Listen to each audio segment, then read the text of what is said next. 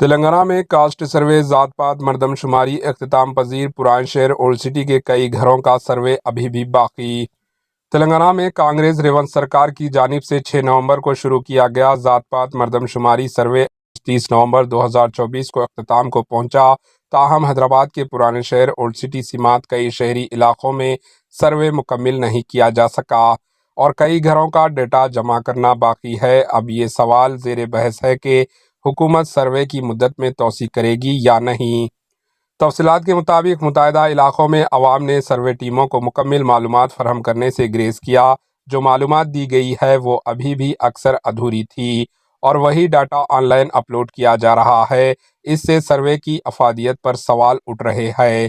دیہی علاقوں میں سروے اور ڈیٹا اپلوڈنگ کا کام تیزی سے ہوا، لیکن شہری علاقوں میں رفتار کم رہی اور عوام میں بیداری اویئرنیس کی کمی واضح طور پر نظر آئی۔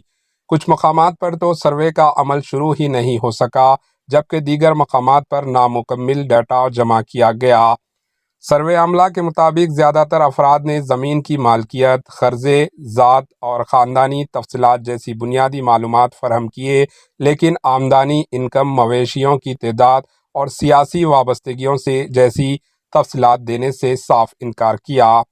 ایک عہدیدار نے بتایا، ہم لوگوں کو قائل کرنے کی کوشش کرتے رہے لیکن معلومات فراہم کرنے پر اصرار نہیں کیا۔ جو معلومات دی گئی ہم نے انہیں ہی درج کیا۔ کئی مقامات پر نامکمل فارم آن لائن اپلوڈ کیے جا رہے ہیں۔ شہری علاقوں میں زیادہ تر گھرانے ذات اور آمدنی جیسی تفصیلات فراہم کرنے سے ہچکچاتے نظر آ رہے ہیں۔ سروے کے عملہ خصوصاً اساتذہ، ٹیچرز نے بھی عوام کے سوالات اور شکایات کے سبب کام میں دشواری کی شکایت کی۔ کئی افراد نے پچھلے وعدوں جیسے 6 گارنٹیز اور پرجا پالنا کی درخواستوں کے نفاذ پر سوالات کیے۔ حکام کے مطابق جمعرات تک 39,51,469 گھرانوں کا ڈیٹا آن لائن اپلوڈ کیا جا چکا تھا، جبکہ 6,59,839 گھروں کا ڈیٹا جمع کرنا باقی تھا۔ مختلف ڈسٹرکٹس میں ملگو ضلع 82.5% ڈیٹا اپلوڈ کے ساتھ سب سے آگے ہے۔ اس کے بعد یادادری بھونگیر 74.2% اور سدی پیٹ 64.5% پر ہے۔ جی ایچ ایم سی حدود کے 81.5% سروے مکمل ہوا، جبکہ 4,54,240 گھروں کا ڈیٹا ابھی بھی جمع کرنا باقی ہے۔